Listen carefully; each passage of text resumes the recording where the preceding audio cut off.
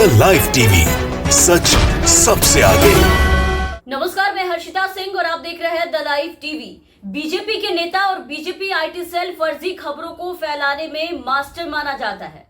BJP IT cell के अध्यक्ष अमित मालवीय तो इस सब काम में बीजेपी के फेमस पर्सनालिटी है, जिनको सभी लोग जानते हैं, उनके कारनामे को जानते हैं। लेकिन इनके अलावा बीजेपी में कुछ नेता ऐसे भी हैं जो आए दिन झूठी खबरें और फर्जी टूल किट बना बनाकर लोगों को गुमराह और बाकी नेताओं को बदनाम करने का काम करते हैं। और इन्हीं नेताओं में से एक है बीजेपी के नेता तजिंदर पाल सिंह बग्गा, जिन्होंने अपने ही नेता को अब बदनाम करने की कोशिश करनी शुरू की है। लेकिन ये कोशिश पूरी तरीके से नाकाम हो गई और उनका झूठ दुनिया के सामने बुरी तरीके से पकड़ा गया और बग्गा अपने ही जाल में बुरी तरह फंस गए। तो अपने ही पार्टी पर अक्सर हमलावर होने और कोसने के लिए उसे मशहूर बीजेपी नेता और राज्यसभा सांसद सुब्रमण्यम स्वामी को बीजेपी नेता तजिंदर पाल सिंह बग्गा ने एक बार फिर से बदनाम करने का नया तरीका अपनाया था। बीजेपी सांसद सुब्रमण्यम स्वामी की एक फोटो शेयर करके तजिंदर पाल सिंह बग्गा ने यह आरोप लगाया था कि स्वामी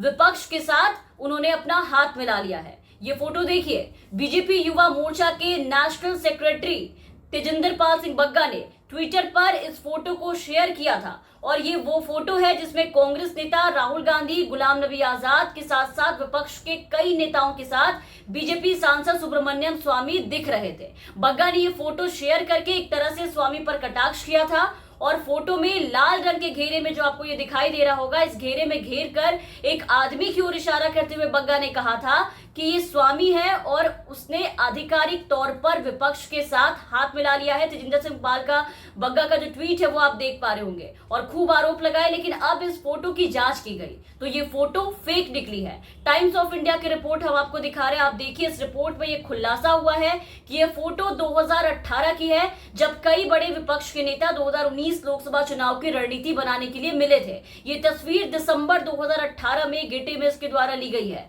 इस मीटिंग में स्वामी शामिल नहीं हुए थे।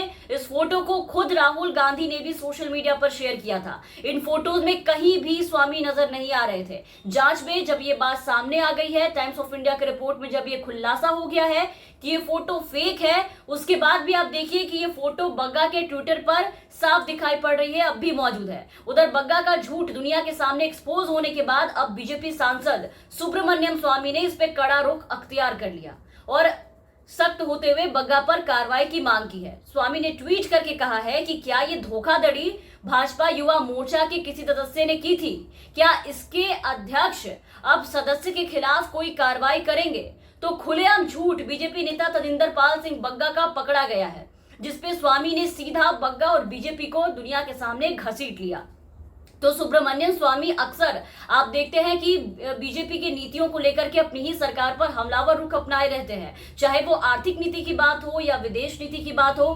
कई बार बीजेपी सांसद के बयान पार्टी के लिए मुश्किल खड़ा कर देती है। अब देखिए कि स्वामी जो है वो बेहद पढ़े लिखे शख्स है, इसलिए बीजेपी से अक्सर इनकी जो राय है वो अलग होती है, इनके विचार अलग होते हैं और पार्टी लाइन से इतर यानी कि अलग हट करके अपनी राय को खुलकर ये सोशल मीडिया के जरिए जाहिर करते हैं। स्वामी पिछले साल बीजेपी आईटी सेल के मुखिया अमित मालवीय पर भी बुरी तरीके से भड़क गए थे। आपको याद होगा, उन्होंने ट्वीट करके कहा था कि बीजेपी आईटी सेल अब शैतान हो गई है। इसके कुछ सदस्य फर्जी आईडी द्वारा किए गए ट्वीट्स का इस्तेमाल करके मुझ पर पर्सनली यानी कि व्यक्तिगत हमला करने के लिए इसका इस्तेमाल कर रहे हैं। उन्होंने कहा था कि अगर मेरे नाराज फॉलोअर्स पलटकर इन पर हमला करेंगे तो इसके लिए मुझे जिम्मेदार ना ठहराया जाए। जिस तरह बीजेपी को इस दुष्ट आईटी सेल के लिए जिम्मेदार नहीं ठहराया जा सकता है। स्वामी ने अमित मालवीय पर तीखा हमला बोलते हुए ट्वीट किया था और ये कहा था कि बीमार चरित्र का मालवीय इस तरीके से गंदगी फैला रहा है। हम मर्यादा पुरुषोत्तम राम की पार्टी के हैं, ना कि रावण और दुशासन की।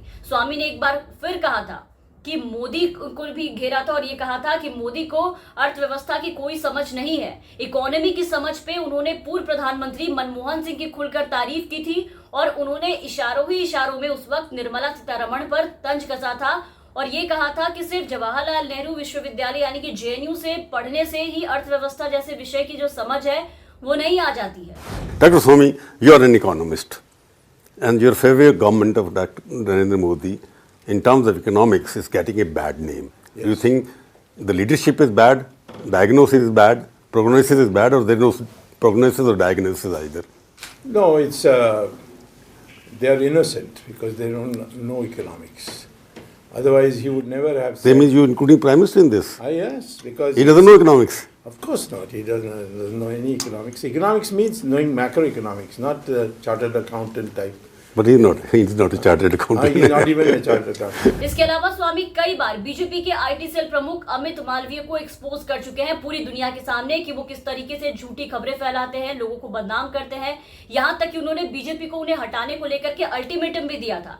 स्वामी ने बीजेपी अध्यक्ष जेपी नड्डा को चिट्ठी लिखकर आईटी सेल के चीफ अमित मालवीय को हटाने की मांग की थी और ये साफ कह दिया था कि कल तक अगर मालवीय को बीजेपी आईटी सेल वहां से नहीं हटाया जाता है तो इसका मतलब है कि पार्टी मेरा बचाव नहीं करना चाहती। चूंकि पार्टी में कोई फोरम नहीं है जहां मैं कैडर की राय मांग सकता हूं, इसलिए अब मुझे अपना बचाव इसके बाद खुद करना होगा। तो बीजेपी सांसद सुब्रमण्यम स्वामी इससे पहले भी कई मुद्दों को लेकर के अपनी ही सरकार के खिलाफ बयान दे चुके हैं, वो भी ऐसे बयान जिससे पार्टी पूरी तरीके से असहज हो जाती है। हाल ही में भारत चीन संबंधों को लेकर के स्वामी ने सरकार से कहा था कि भारत को चीन के साथ बातचीत नहीं करनी चाहिए।